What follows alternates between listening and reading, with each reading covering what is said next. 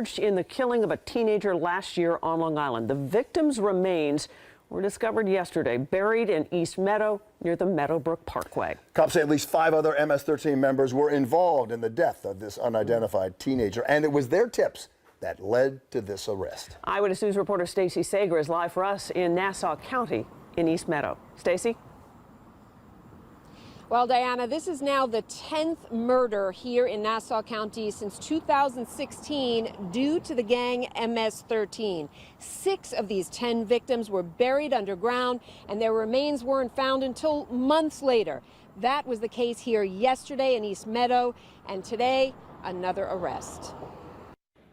Prosecutors say his actions were vicious and barbaric. 21-year-old Carlos Benitez Hernandez with a history of violent crime, including gang assault, weapons charges, and intimidating a witness. But now, murder. Wednesday here in East Meadow, authorities acting on a credible tip, digging up the remains of a male in his late teens who they say was hacked up here a year ago in the same brutal fashion as so many others. A total of 10 different victims now in Nassau County since 2016, falling victim to the gang known as MS-13.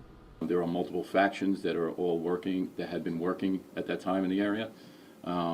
So it's kind of spread out between those factions. We've identified up to 5 factions. In this latest case, 5 in custody who allegedly helped Hernandez, but possibly more.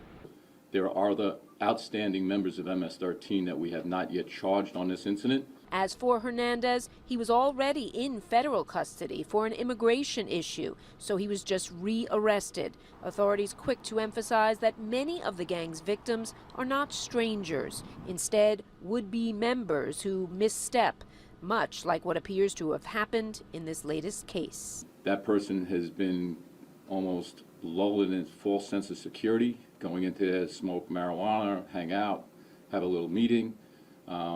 They just don't know on that particular occasion they're marked for death. Now, one other note on Hernandez, the suspect in this case. Police say that when he committed this murder with his fellow gang members, he was out on parole for those other violent crimes. As for the victim in this case, we're still waiting for a positive ID from authorities.